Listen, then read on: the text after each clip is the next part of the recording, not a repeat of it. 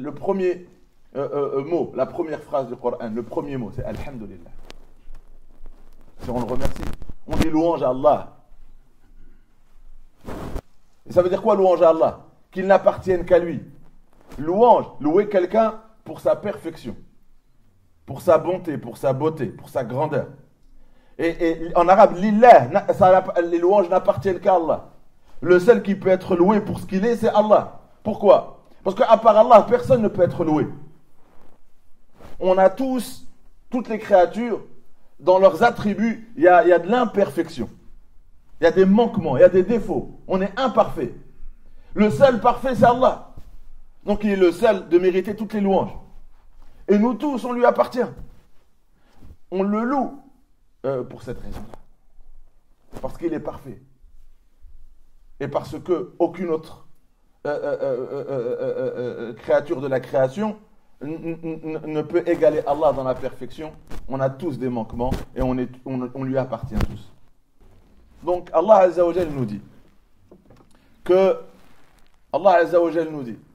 les bienfaits d'Allah Azza wa Jal, les bienfaits qu'Allah Azza wa Jal nous donne, on ne peut pas les quantifier.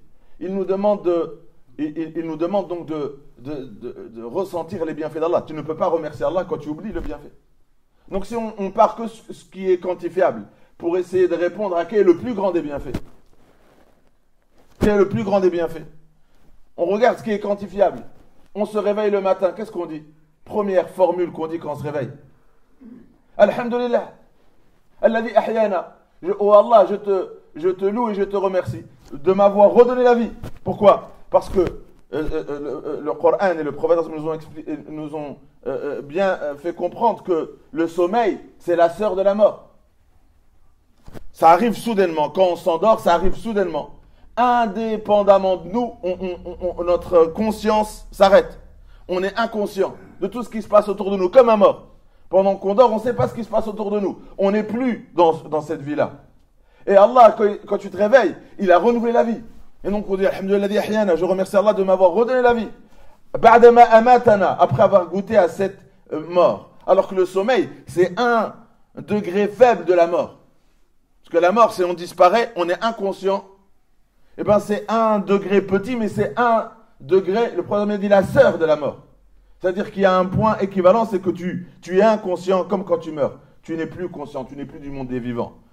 Tu n'étais plus dans ta chambre. Dans le sommeil, tu n'étais plus dans ta maison. Tu n'étais pas conscient de ce qui se passait à l'extérieur. Tu étais ailleurs. Mais après, quand tu reviens, alhamdulillah, ahyana, tu aurais pu te réveiller malade.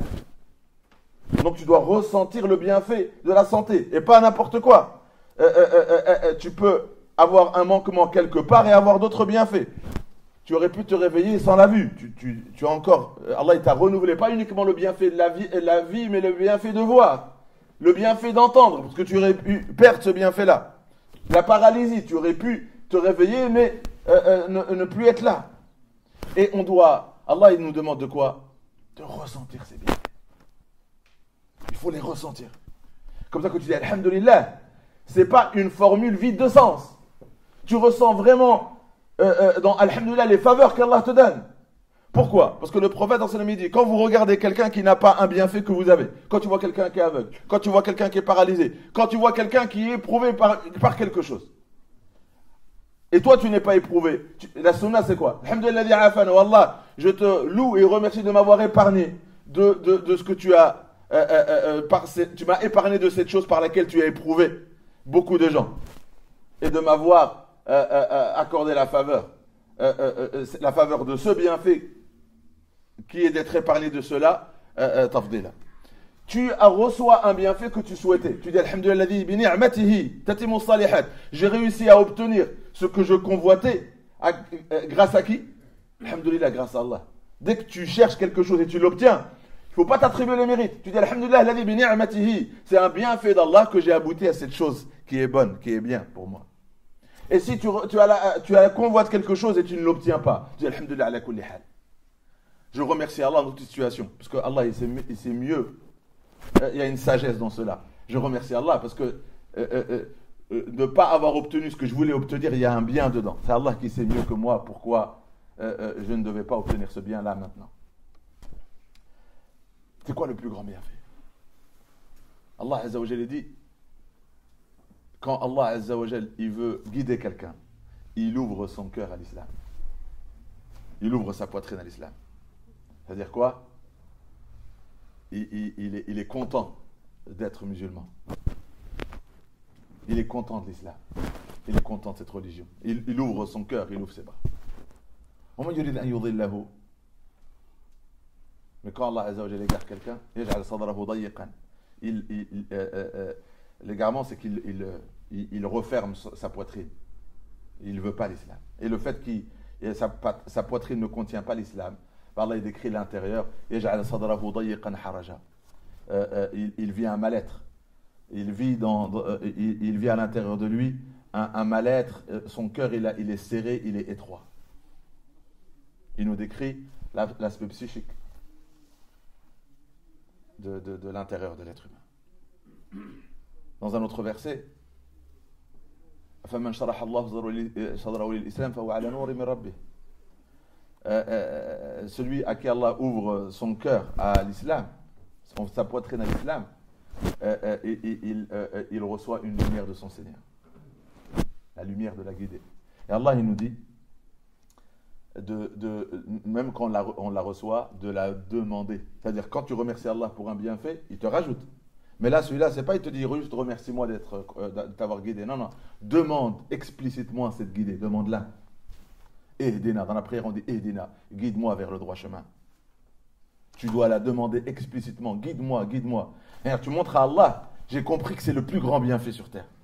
Parce que ce bienfait-là, si tu me guides, ce bienfait te sera utile éternellement. Il sera une source de joie et de plaisir et de bienfait éternel dans l'au-delà. Donc Allah Azza wa Jal, il nous dit de demander la guidée. On doit toujours, obligatoirement, quand on prie 17 fois par jour, on dit guide-moi vers le droit chemin. Accorde-moi la guidée de ceux qui ont reçu ce bienfait et cette faveur. C'est qui? C'est les prophètes, c'est les martyrs, c'est les véridiques, c'est les pieux. Tu dis Allah, donne-moi ce bienfait-là. Et après tu dis tu le dis explicitement tous les jours. Je ne veux pas que tu sois en colère contre moi. Je ne veux pas être du nombre de ceux qui s'exposent à ta colère. Et je ne veux pas être de ceux qui te recherchent et qui sont perdus, qui sont égarés de toi. Dalin, c'est perdu. Ceux qui ne savent pas quelles sont les choses qui nous rapprochent de Dieu. Quel est le chemin qui nous rapproche de Dieu, qui nous rapproche de la satisfaction d'Allah. Les choses à faire pour qu'Allah soit satisfait de moi. Il y en a, ils ne savent pas que ce qu'ils font les expose à la colère. Mais toi, Allah, il t'a guidé, il t'a montré, voilà. Quand tu pries, je suis satisfait de toi. Quand tu jeûnes, je suis satisfait de toi. Il nous a montré les choses à faire qui nous rapprochent de lui. Rapproche de lui, ça veut dire, si tu les fais, Allah, il est satisfait de toi. Il t'a tout montré, il t'a guidé. Il t'a dit, voilà, la prière, je suis satisfait de toi. Le jeûne, je suis satisfait de toi. L'obéissance des parents, je suis satisfait de toi. Et donc, c'est tout ce que contient le Coran, en gros, en résumé. Le Coran, c'est notre guide qui montre le droit chemin qui fait qu'Allah va satisfaire de toi. Et le Coran dit, dis-leur aux Muhammadines, si vous aimez Allah, suivez-moi. Et suivre le prophète sallam, c'est le droit chemin, c'est suivre Muhammad sallam. Et bien si tu le suis, yuhibbukum Allah, Allah il sera satisfait de toi, il va t'aimer.